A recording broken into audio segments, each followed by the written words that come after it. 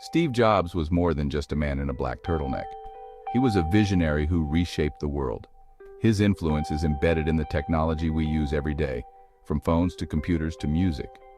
Jobs believed technology should be beautiful, intuitive, and accessible to everyone. He saw the future as something to be built, not predicted, and had a rare ability to sense what people wanted before they did. His intensity pushed teams to achieve the impossible, creating products that felt like extensions of ourselves.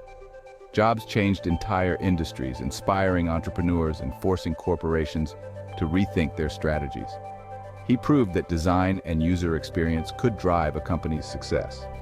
Today, we look back at his life as a source of ongoing inspiration, a story about the human spirit's capacity for innovation. We'll explore the key moments that defined him, from humble beginnings to global icon. Stephen Paul Jobs was born in San Francisco in 1955, a city already buzzing with innovation and diversity. His arrival marked the beginning of a journey that would one day transform the world of technology. Adopted by Paul and Clara Jobs, a loving and hardworking couple from Mountain View, Steve was welcomed into a modest but nurturing home. Paul, a machinist, and Clara, an accountant, provided a stable foundation, instilling in him the values of perseverance and curiosity. Growing up in what would become Silicon Valley, Steve was surrounded by the hum of the burgeoning electronics industry. The region was rapidly transforming into a hub for innovation, and young Steve absorbed the energy and excitement that filled the air.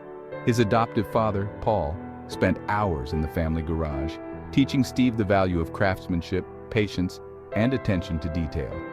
These early lessons in building and fixing things would later become the cornerstone of Apple's legendary design philosophy. In school, Steve was a curious and sometimes rebellious child.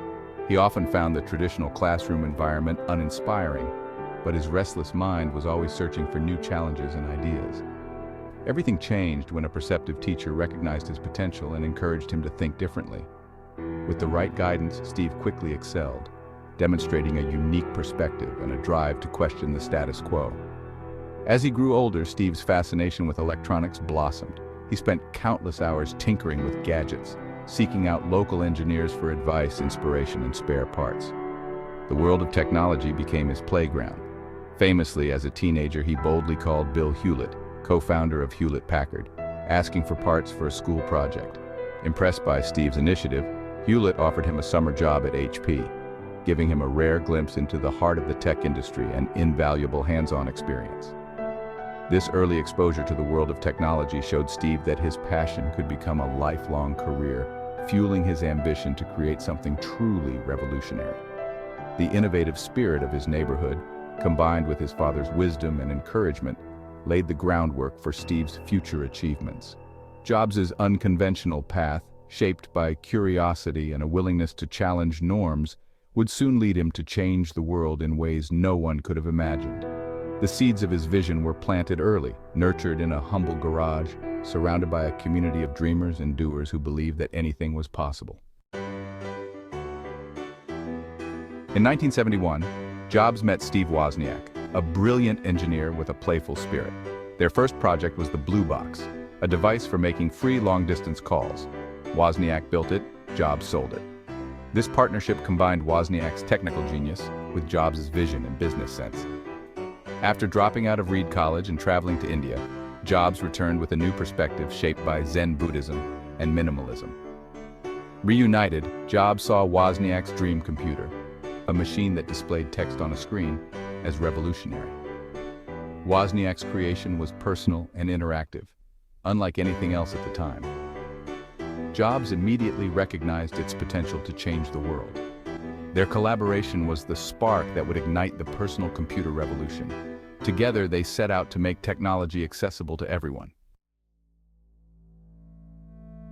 Jobs saw Wozniak's computer as the spark for a revolution that could touch everyone, not just a handful of electronics hobbyists. He believed that computers could empower ordinary people, opening up new possibilities for creativity, learning, and communication. This vision set him apart from others in the fledgling tech world. To fund their ambitious dream, Jobs sold his beloved van and Wozniak parted with his prized calculator. With these sacrifices, they scraped together enough money to officially found Apple in 1976. setting up shop in the cramped Jobs family garage in Los Altos, California. It was a humble beginning, but their determination was unwavering. Their first big break came when the Byte Shop, one of the earliest computer stores, ordered 50 fully assembled Apple I's. This order forced Jobs and Wozniak to transform their idea into a real working product. No longer just kits for enthusiasts, but a complete computer ready for anyone to use. Friends and family rallied to help, turning the garage into a makeshift assembly line. They worked late into the night, soldering parts and testing boards, driven by excitement and the pressure of the looming deadline. The sense of teamwork and urgency was electric. The Apple I was essentially just a motherboard, but it was a breakthrough. It proved there was a real market for personal computers, machines that could fit on a desk and be used at home or in small businesses. That first sale gave Apple not only much-needed credibility, but also a crucial influx of cash. It showed investors and customers alike that Apple was more than just a garage project. It was a company with real potential and big ambitions. Jobs began to dream even bigger. He envisioned a fully integrated, user-friendly computer, one that anyone could use, not just engineers or hobbyists. He wanted to make technology accessible, intuitive, and beautiful. With the arrival of investor Mike Markkula, who brought both funding and business expertise, Apple was finally ready to leave the garage behind. Markkula's belief in their vision gave the team the confidence and resources to expand. The company was now poised to change the world, with a growing team and a bold new sense of purpose. The journey from a small suburban garage to the global stage had only just begun. Apple's revolution was underway, and the world would never be the same.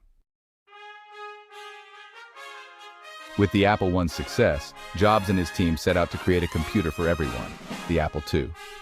Wozniak engineered a machine with color graphics and sound, while Jobs obsessed over design, insisting on a sleek, approachable plastic case. The Apple II debuted in 1977 and was an instant hit, standing out for its looks and user-friendliness. Its real breakthrough came with VisiCalc, the first spreadsheet program, turning the Apple II into a business essential. Sales soared and Apple became a major player in tech. The Apple II's success made computing mainstream, bringing technology into homes and schools. By 1980, Apple's IPO created instant millionaires and cemented its place in history. The Apple II fulfilled Jobs' vision of a computer for the rest of us. It was the machine that started it all. As the Apple II soared in popularity and sales, Steve Jobs' restless ambition began to focus on something even more revolutionary, a new way for people to interact with computers. He became obsessed with the idea of a graphical user interface, a concept that was almost unheard of at the time, and one that he believed could change the world. Inspired by a fateful visit to Xerox PARC, where he glimpsed the future in the form of icons and a mouse, Jobs was electrified. He quickly took over a small, secretive team within Apple, tasking them with building the Macintosh, a computer that would be controlled not by text commands, but by simple, intuitive visuals and a mouse. Jobs demanded nothing short of perfection from his team. He pushed them relentlessly, often working late into the night, and fostered a rebellious, creative culture that encouraged risk-taking and innovation. The Macintosh team became known for their passion and their willingness to challenge the status quo, all under Jobs' intense leadership. When the Macintosh finally launched in 1984, it was introduced with a legendary Super Bowl ad that positioned the computer as a tool of liberation, a bold stand against the conformity of the tech world. The launch event itself was electric, capturing the imagination of the public and the press. The Macintosh was the first mass-market computer to feature a graphical user interface and a mouse, making technology more accessible and easy to use for everyday people. It was a leap forward, turning computers from intimidating machines into friendly, approachable tools. Yet, despite its groundbreaking innovation and the excitement it generated, the Macintosh struggled commercially. Its high price tag and limited software library made it difficult for many to adopt, and sales lagged behind expectations. Inside Apple, tensions began to rise. The company was split into rival factions, with some supporting Jobs' vision and others questioning his demanding management style and the Mac's disappointing performance in the market. The board of directors and CEO John Sculley found themselves at odds with Jobs, clashing over the direction of the company and the future of the Macintosh. Disagreements over leadership and strategy became impossible to ignore. In 1985, after months of internal conflict, Jobs was stripped of his duties and ultimately forced out of the very company he had co-founded and poured his soul into. It was a stunning public fall from grace for one of technology's brightest and most visionary minds, leaving many to wonder what would come next. But for Steve Jobs, this was not the end. In fact, his story was far from over. The setback would only fuel his determination and creativity. His next chapter, one that would take him to Next and Pixar, would not only redefine his legacy, but would ultimately change the course of technology and entertainment forever. Ousted from Apple, Jobs founded Next, aiming to build the ultimate computer for education and business. The Next computer was beautifully designed and technologically advanced, but too expensive for mass adoption. Meanwhile, Jobs bought a small graphics division from Lucasfilm, renaming it Pixar. Pixar struggled at first, but Jobs believed in its potential for computer-animated films. Years of investment paid off with Toy Story in 1995, revolutionizing animation and making Pixar a creative powerhouse. Pixar's success transformed Jobs' fortunes and taught him the value of creative collaboration. Next's technology, though not a commercial hit, would soon play a crucial role in Apple's future. Jobs' time in exile was a period of reinvention and learning. He was ready for a triumphant return. By the mid-90s, Apple was on the brink of collapse, until it acquired Next, bringing Jobs back. Jobs quickly took charge, slashing Apple's product line and forging a partnership with Microsoft to stabilize the company. In 1998, he introduced the iMac, a bold, colorful computer that revived Apple's image and sales. The iMac's success marked the start of a new era, with Jobs focusing on design and user experience. The I in iMac soon stood for a range of digital devices. Apple launched the iPod in 2001, revolutionizing music, then the iPhone in 2007, redefining the smartphone.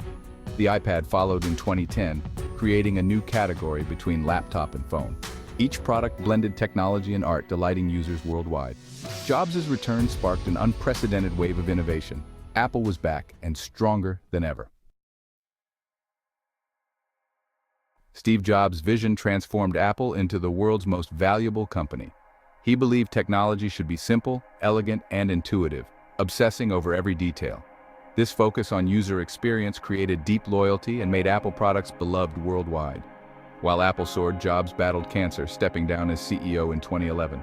His passing that year prompted global tributes reflecting the profound impact he had on technology and culture. Jobs changed multiple industries, leaving a company infused with his DNA. More than products, he left a powerful idea. Passion and creativity can change the world. His story inspires entrepreneurs and dreamers to think different. Steve Jobs' legacy lives on in every device and every bold idea. For more inspiring stories, subscribe to Nutreylife.